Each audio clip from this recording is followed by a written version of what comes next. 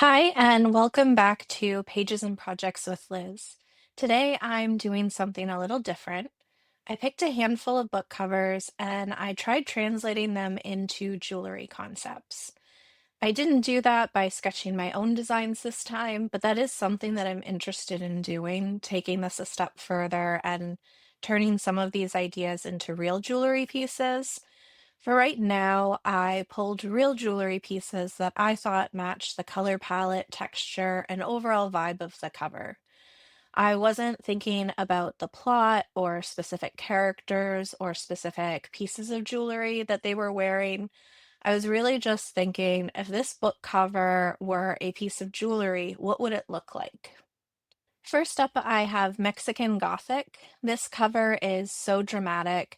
It's got deep emerald green, gold detailing, and a very structured Art Deco feeling. It feels glamorous, but there's something slightly decayed underneath it.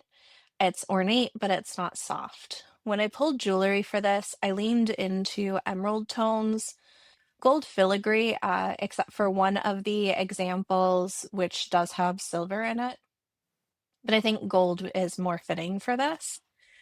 I also pulled in structured, symmetrical shapes and statement level pieces. The jewelry I chose has that layered Art Deco silhouette, so arches, geometric framing, bold green stones. The reason that works is because the cover itself feels architectural, especially with the patterning in the wallpaper. It's not flowy or whimsical. It's far more deliberate with the design.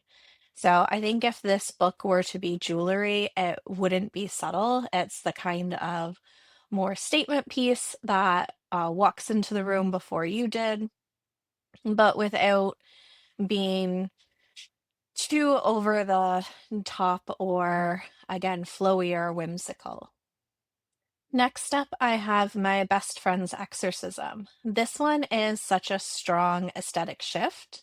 There's bright neon colors. I based it off of the cover that has that 80s paperback VHS type of energy. It's slightly chaotic. It's nostalgic but bold.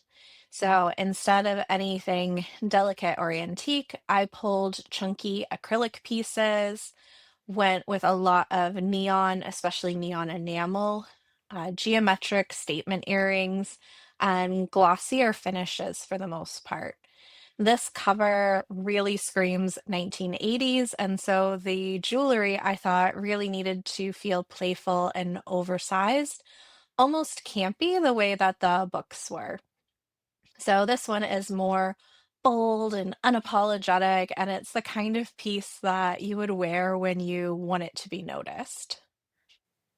The third book I did a design for was Emily Wilde's Encyclopedia of Fairies. This cover is a lot more delicate and it's botanical. There's a couple of different cover designs, and so the colors I picked, I think, fit well with this cover, as well as some of the other covers for other editions. It feels academic and whimsical at the same time. For the jewelry here, I tried to pull things that had thinner chains and tiny botanical charms, whether it looks more like a pressed flower or the line drawings of botanicals or a painting of it. More soft organic shapes, things that were light and almost antique with some of the framing around it. So I tried to keep it with nothing too heavy or chunky, nothing oversized. And the reason this works is because the cover feels more like a field journal, so something collected and studied with the book on it and the different plants. So I thought that the jewelry also needed to feel collected too, almost like you found it in a drawer in a cottage somewhere. Next, I have Beach Read. This cover is clean and graphic. There's a lot of bold colors on here with the corals and the blues and the yellows. So, really strong color blocking. It feels modern, contemporary, confident. And so, I didn't want to pull anything overly ornate or detailed. Instead, I pulled some pieces that were more smooth enamel pieces, things that had some clean geometric shapes. The color blocking on a couple of the pieces, so having what looks like water and sand, or the teal and copper tones. I also pulled in some components that had sea glass, so I thought that that would also be very fitting. Still having some of those solid colors, but frosted finish.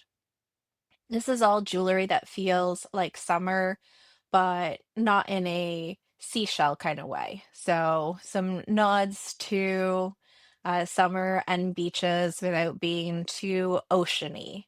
It's structured and intentional. If this book were jewelry, it would be something minimal, but still bold to an extent. You'd wear it with a white linen outfit and it would just pop.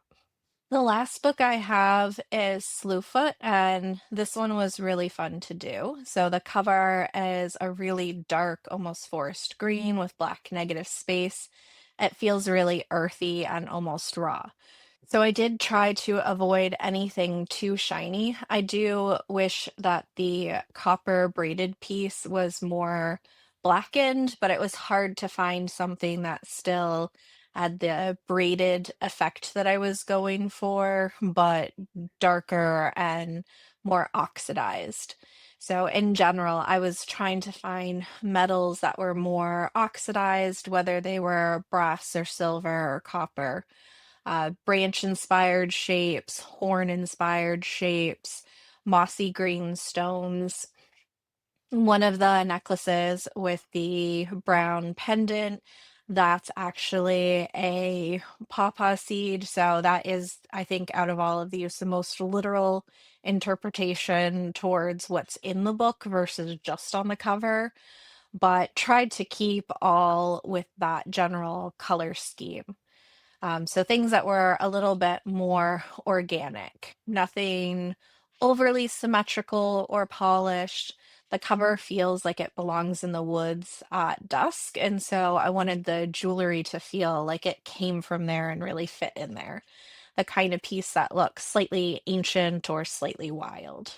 I really love how differently these all translated from Art Deco glamour to neon 80s chaos to delicate botanical pieces to more bold, modern, beachy to dark forest metal. If this is something you'd like to see again, I could absolutely do this with other genres.